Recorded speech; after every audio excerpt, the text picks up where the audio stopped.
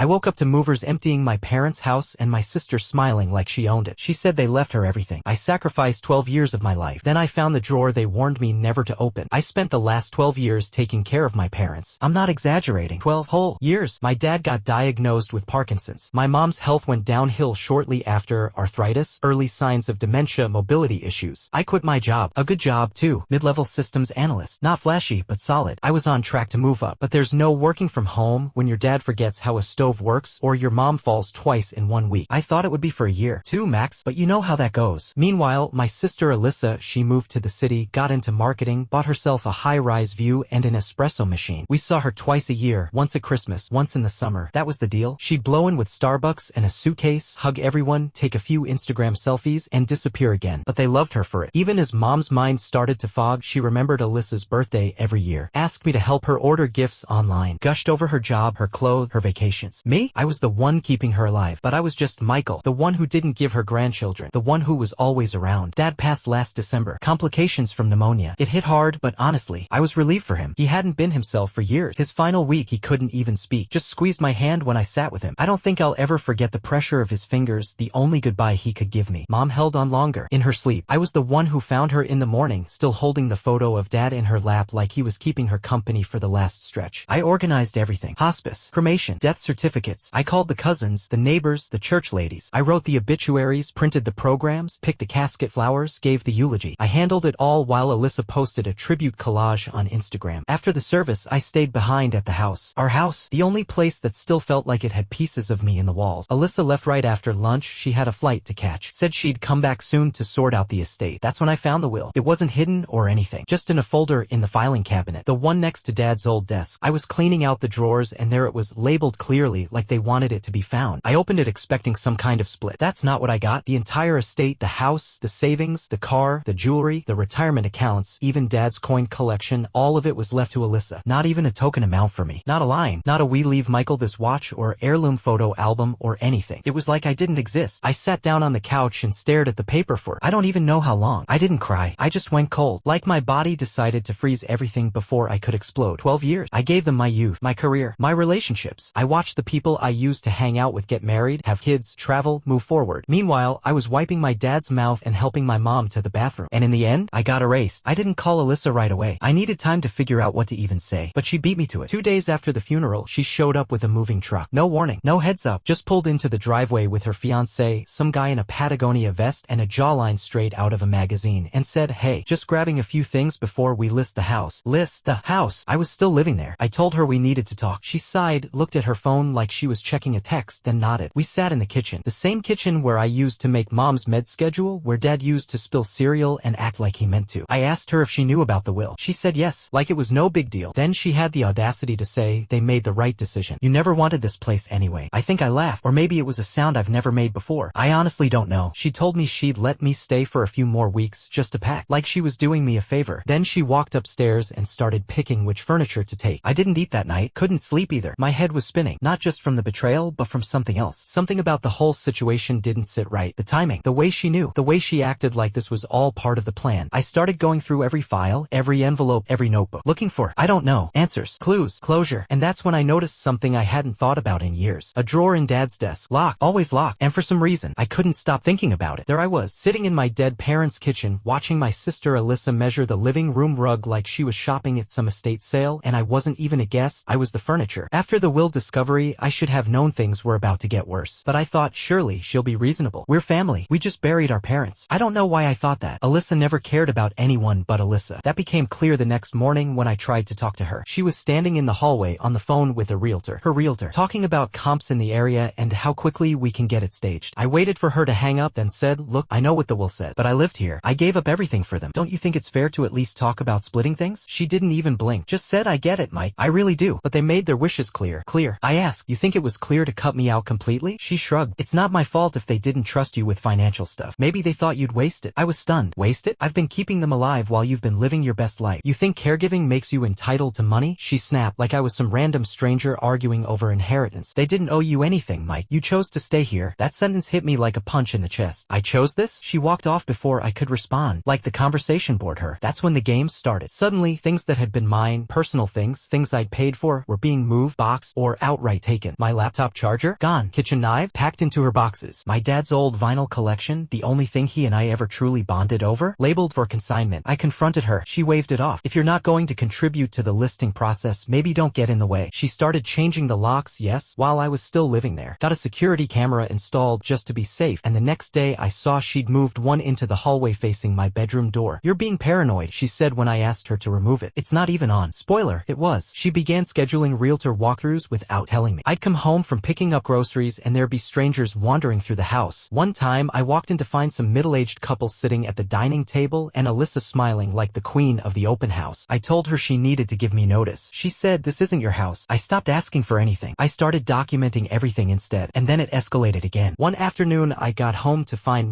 actual movers, loading the living room furniture into a truck. She had hired a staging company and told them to take everything except my bed and a single folding chair. She didn't even knock on my door, just texted, "FYI, house is being staged. Please don't touch anything." No, hope you're okay with this. No discussion. Nothing. I asked her, "What's the rush? Why are you trying to kick me out like a squatter?" She said, and I swear these are her exact words, "You're lucky I haven't charged you back rent." Back rent? From the woman who flew in twice a year, who didn't pay for a single bill, and who hadn't changed a single bedpan. The rage I felt in that moment. I was shaking, but I didn't raise my voice. I just nodded and said okay. That night, I called the lawyer who handled the will. Asked for a copy. He sounded hesitant but sent it over. I asked if anything could be challenged. He said unless I could prove coercion, fraud, or diminished capacity, the will would hold up. I asked if there was any other version of the will, an older one, maybe. He said there had been one, but it had been revoked. Rewritten 3 years ago. 3 years ago. Right around when Alyssa visited for 2 days, alone, and told me she was just swinging through for a quick hello. That was the last time they changed the will. Something wasn't adding up. My parents weren't cruel people. Out of touch, sure, but heartless? I never thought so. And I couldn't get this one thing out of my head. Why did she show up with a moving truck just 2 days after the funeral? Like she already knew. And then she slipped. We were arguing in the kitchen, again, about me dragging my feet, moving out. She said, "I told Mom and Dad you'd be like this." I stopped. Told them. She looked away. Forget it. No. What did you tell them? She hesitated, then said, "I told them you wouldn't take it well." And that's when I realized she was part of it. Maybe not just a beneficiary. Maybe a participant. She convinced them of something. Maybe told them I wasn't stable. Maybe implied I'd misused the money. I don't know. But she didn't just inherit this by accident. She positioned herself to receive it. And me? I was just the live-in help. It burned, but I played it cool. Because something had started to shift inside me. I stopped asking. Stopped arguing. I became quiet. Meanwhile, she grew bolder. Her fiancé started sleeping in the guest room when he visited. I heard her on the phone talking about gutting the kitchen. She told one visitor the house needed a woman's touch. She acted like I'd already disappeared, but I hadn't. Not yet. And that's when I remembered the drawer. Dad's desk. Top left. Always locked. I hadn't thought about it in years, but I was dusting near the bookshelf one day and saw his old pen set, the one he kept right beside that desk. And for some reason, my brain clicked. That drawer was always off limits. Not in a boring old tax forms kind of way. No, this was sacred territory. If I even reached for it as a kid, he'd close it with a flat "Don't touch that." I didn't think much of it before, but now I needed to know. That night, after Alyssa left to meet friends for dinner, I sat at Dad's desk. I stared at the drawer. Still locked. Still shut tight after all these years. And suddenly, I was very, very sure that whatever was inside it wasn't just paper. It's 1:42 a.m. The house is quiet. The light over the kitchen stove is on, casting just enough of a glow through the hallway to guide me without turning on anything else. Alyssa is gone for the night, staying at her fiancé's apartment. Probably sipping wine, laughing about her new designer backsplash and Pinterest board full of renovation inspiration. And I'm standing in front of Dad's old desk. The drawer, top left, always locked. For years, I never questioned it. Figured it held tax returns, maybe a gun, something boring or private. But now, after everything, after the will, the sudden house seizure, the security cameras, the chilling indifference, I can't ignore it. I grab a flathead screwdriver from the junk drawer. I take a breath. I wedge it into the small gap near the keyhole and slowly, carefully start to pry. The desk creaks. The metal resists. I pause, wait, then press again. With a pop, the lock gives. The drawer slides open. Inside, a single leather folder. Black, smooth, dustless, like it had been opened more recently than anything else in the desk. My hands are shaking. I open it, and I see paperwork, but not just any paperwork. Bank statement, retirement account log, medical expense ledger, power of attorney form, all with my name on them. It's not the money that stops me, it's the dates. 3 years ago, Dad signed over limited financial authority to Alyssa. But 2 months later, there's a printed email thread between my mom and their estate attorney. Mom asking for clarification about how to undo a will update. Her handwriting scribbled in the margins, not comfortable with changes. Need to revisit. The date? 1 week after Alyssa's surprise solo visit. My heart is pounding. Next page, an unsigned revision draft. A proposed alternate will. This one splits everything between us 50-50ths. There's even a clause thanking me for years of compassionate, committed care. But it's unsigned, unwitnessed, just a file printout. At the bottom, stapled to it, is a sticky note. Dad's handwriting. No doubt. Mike, if anything ever happens, talk to Victor. He knows what's fair. Victor, their attorney. The same one who confirmed the will was clear clear and recent. I suddenly feel sick because this drawer, this little, stupid drawer, is proof. Proof they had second thoughts. Proof that Alyssa's version wasn't airtight. I don't sleep that night. I just sit there staring at the folder, flipping back and forth through the documents, wondering how I didn't see this coming. The next morning, I go straight to Victor's office. He looks surprised to see me. Even more surprised when I put the folder on his desk. His smile fades fast as he starts flipping through. These weren't submitted, he mutters. This isn't official. But they drafted it, I say. Mom contacted you. Dad wrote that note. Victor hesitates. That note isn't legally binding, Mike. Neither is the draft. Did you tell them that? I ask. When she asked about undoing the will, he pauses again. I can't discuss client communications, he says carefully. That tells me everything I need to know. Did Alyssa know about this? I ask. He doesn't respond. Doesn't have to. I take the folder and walk out. When I get home, Alyssa is there. She's in the kitchen with her fiancé, sipping coffee like she owns the air in the house. She smiles when she sees me. Rough morning. I toss the folder onto the counter. Her smile drops. She flips through the pages and I watch her face fall in real time. Her fiancé peers over her shoulder, confused. I found Dad's drawer, I say. She doesn't say anything, just stares at the page with Mom's note. You knew, I continue. You came back here that summer, got in their ears, and told them I couldn't handle it, that I was unstable, that I'd waste everything. That's not it. You convinced them to change the will, but they had regrets. That's why Mom reached out. That's why Dad left the note. You have nothing, she snaps. You think that little folder is going to overturn a signed will? I think it shows intent, I say. I think it shows that you manipulated them when they were vulnerable. Her fiancé steps in, trying to play peacemaker. Maybe we can talk through this reasonably. No, Alyssa cuts him off. He's trying to scare me into giving up what's mine. She turns to me. You're not getting anything, Mike. They left it to me for a reason. They knew you couldn't handle money. You've been playing the martyr for years. I gave up everything, I snap. You gave them photo ops. I gave them my life. She steps forward, lowers her voice. You really want to fight this? Go ahead. Drag it through probate. Hire a lawyer. Spend money you don't have trying to chase something you can't prove. You're bluffing, I say. Her smile comes back. I'm not the one who looks desperate. Then she leans in. And if you really want to play dirty, she whispers, I can find things to say about your mental state. I freeze. She walks away like nothing happened. Later that night, I get a call from Victor's office. Not him, his assistant. We're requesting that you return the folder, she says. I don't respond. I hang up. That night, I sleep with the folder under my bed. And for the first time in weeks, I don't feel powerless. Because now I know something else. If Alyssa's scared enough to threaten me, she's hiding a lot more than a forged narrative. And I intend to find out exactly how deep this goes. Alyssa's threat about my mental state didn't fade. It echoed. I knew exactly what she meant. All it would take was one accusation. One offhand comment to the right person. He's been acting paranoid. He's not stable since the funeral. He's not sleeping or eating. I'm worried. They'd believe her. She was the clean one. The polished one. She had a fiancé in finance and a LinkedIn profile with smiling endorsements. Me? I'd been living in a half-empty house for a year, taking care of dying people, with no job, no social media, and no proof I hadn't unraveled. But here's what Alyssa didn't know. I'd already started recording. That conversation in the kitchen, when she said, you're not getting anything, Mike, and threatened to use my mental state. All of it on tape. I sent the audio file to a friend of mine from college. Josh. He's an estate lawyer in Denver now. We hadn't talked in years, but when I explained this situation, he offered to take a look at everything. A few days later, he called me. Mike, this isn't a clean-cut case. I know, but you have leverage. What kind? That power of attorney document from 3 years ago, the one Alyssa used to gain financial access? It's limited, but the language is sloppy. And if your mom reached out to revoke the will after that, that's a sign of undue influence. She didn't sign the new draft though. No, he said, but you've got an attorney's email confirming the conversation took place. You've got a note from your dad naming you. You've got voice recordings of Alyssa acting like the whole thing was rigged. I didn't say anything. Josh continued. Mike, this doesn't guarantee a reversal, but it gives you something she really doesn't want made public. And that's power. I hung up and stared at the wall for a long time. The next morning, I asked Alyssa to meet me at the diner down the street. Neutral ground. Public. No theatrics. She arrived in her usual high boots and sunglasses like she was stepping into a brunch date, not a reckoning. I slid a flash drive across the table. Everything's on here. Audio, scans, notes, all of it. She blinked. What is this? Blackmail? No, I said. This is me giving you one last chance. She opened the case, looked at the drive, then scoffed. I'm not giving you anything, she said. You're grasping. I leaned forward. Then I'll go to court. Probate. Full challenge. Everything becomes public record. Every email, every call log, every bank transfer under your power of attorney. Everything Dad spent money on when he was already struggling to write his name. She froze. She knew what that meant. And I hadn't even brought up the big one yet, because there was something else. After our confrontation at the house, I dug deeper. Remember the documents in the drawer? One of them was a ledger, Dad's personal tracking sheet. Not typed. Handwritten. It listed recurring transfers. Small ones. $600 here, $400 there. All labeled the same way. AL travel reimburse. I hadn't thought much of it until I checked the dates. They lined up almost perfectly with Alyssa's random 2-day visits. Except there was one problem. There were 6 entries, and Alyssa had only visited 4 times in the past 3 years. I went to the bank. It took a little convincing, but with the power of attorney record and death certificates, I was able to get partial transaction data for those dates. One transfer went to a hotel, a very expensive hotel, in Los Angeles, under her fiancé's name. I nearly dropped the paper right there. Turns out, while I was spoon-feeding my father mashed potatoes. Alyssa was vacationing under caregiving reimbursement label. When I confronted her at the diner with that, she didn't deny it. She just said they didn't need the money, and it was still in the family. I almost laughed. Your family was dying, Alyssa, and you were sipping champagne by a rooftop pool. She said nothing. That's when I pulled out the envelope. Split it 50-50ths, I said. The house, the savings, everything. Or I burn it down. Publicly. Legally. Loudly. Still nothing. You think your fiancé's going to marry you after this comes out? You think his firm's going to be cool with you committing light fraud? You think our extended family's going to line up at your bridal shower after hearing how you looted your parents while I was shaving Dad's face with trembling hands? She stared at me. Quiet. Cold. Then she said you wouldn't. Try me. A long silence followed. Then she stood up. We'll draft something, she muttered. Don't expect more than half. I'm not, I said. I'm expecting exactly half, because that's what I earn. She left without touching her coffee. That night, I sat in Dad's old armchair, the one she had tried to donate, and exhaled for what felt like the first time in months. I knew the fight wasn't over. Paperwork had to be filed. Lawyers would talk. She might pull another trick, but the shift had happened. I wasn't just the background caretaker anymore. I was in control now. And deep down, I think Alyssa knew it too. Because in that drawer, hidden behind all the files, there was one more envelope. One I hadn't opened yet. It was addressed to me. Just my name. In Dad's handwriting. No date, no return address. But heavy. Thicker than paper. And I hadn't dared touch it. Until now. The envelope. It was thick. Worn around the edges. My name on the front in Dad's unmistakable, shaky print. The kind of handwriting you get after years of fighting off tremors with sheer pride. I sat there for hours before opening it, staring at it like it might hiss or bite. Because some part of me knew. This wasn't just a letter. This was the last word from the man I'd spent my whole adult life taking care of. The man who never really thanked me. Who never even asked if I was okay while I gave up everything for him. I opened it slowly. Inside, a folded letter. A small metal key. A single photograph. I read the letter first. Mike, if you're reading this, it means something's gone wrong. Maybe I died too early. Maybe I didn't fix things in time. Maybe Alyssa got into our heads deeper than I realized. I want to say I'm sorry, but I know that's not enough. Your mother and I made a mistake. Multiple, really? We let her manipulate us. She came home that summer crying about debt, saying she'd lost everything and just needed a fresh start. She said you didn't love us, that you were just waiting for us to pass to sell the house. That you were resentful, cold. And for a while, I believed her. But the truth started showing. You never left. You were the one here every morning. You held me up when I couldn't dress myself. You didn't ask for anything. And she disappeared again right after we changed the will. Your mom wanted to fix it. That email chain was real, but the lawyer dragged his feet. So I left this for you. The key opens the safety deposit box at Fourth Bank. Box 172. Your name is on the access list. No one else's. There's something inside that belongs to you. Something I never had the guts to hand you myself. Forgive me if you can. Dad, I sat frozen. Not because of the apology, but because of the realization. There was more. I took the photo out of the envelope. It was one of me and Dad. I was 12, sitting on his shoulders in the backyard, holding a popsicle mid-laugh. He was smiling. The kind of smile I hadn't seen in years. The next morning, I went to the bank. They verified my ID. Took me to the box. Handed me the key. I opened it. Inside, a small velvet pouch. And a sealed envelope, this one addressed to Mr. Victor Lawrence, the estate attorney. I opened the pouch first. Jewelry. But not just any jewelry. It was my grandmother's wedding ring, the one Mom always wore on a gold chain. Along with a diamond bracelet and 2 other pieces I'd never seen before, all antique. All real. Next, I opened the envelope for Victor. Inside was a signed letter with notarization. I, Jonathan R. Lewis, being of sound mind and body, hereby direct that the enclosed contents of safety deposit box 172 be considered a gift of inheritance to my son, Michael Lewis, separate and apart from any legal will. These assets were intentionally excluded from the formal will due to ongoing family complications, and I request that this document be honored in good faith and full transparency. Signed, Jonathan R. Lewis. Dated April 11, 2022. Witnessed, Marla Kent, Notary Public. I swear I had to sit down, because that date, that was after Alyssa changed the will. After the lawyer had stalled. After Mom tried to fight it. This was his real will. The unspoken one. The one he didn't trust anyone else with. The one he left just for me. I took everything. Photocopied it. Delivered a scanned copy to Victor's office. 2 days later, I got a call. Victor sounding rattled. Mike, I wasn't aware of that letter. This changes things. It doesn't override the official will, but it complicates the narrative. Alyssa doesn't know about this yet, right? No, I said. Not yet. Good. I suggest we keep it that way. For now. I didn't reply, because I wasn't done. You see, the ring? The one my mom wore? Alyssa had asked about it after the funeral. Wanted to keep it in the family. She had no idea it was already locked away. That Dad had taken it off her chain a year earlier quietly and placed it somewhere she'd never looked, because by then he knew. And then came the final twist. A week after the bank visit, I got an email from a law office, not mine. Alyssa was suing me. Not over the house, over the jewelry. She claimed it was stolen. That I had forced entry into a locked space and taken undocumented heirlooms from the family estate. She had no idea about the safety deposit box. No idea about the notarized letter. No idea that, legally, the jewelry wasn't hers. I didn't even respond. I forwarded the email to Victor and let him handle it. The lawsuit was dropped in 3 days. Her fiancé called off the engagement. Apparently, he didn't like the idea of marrying someone in the middle of a public inheritance scandal. Or maybe he just finally saw who who she really was. Last I heard, she moved out of state. Didn't even come back for the furniture she was so desperate to claim. And I still live in the house. Not because I can't leave, but because I finally don't have to. And I remember the real inheritance wasn't the house, or the savings, or even the jewelry. It was the truth.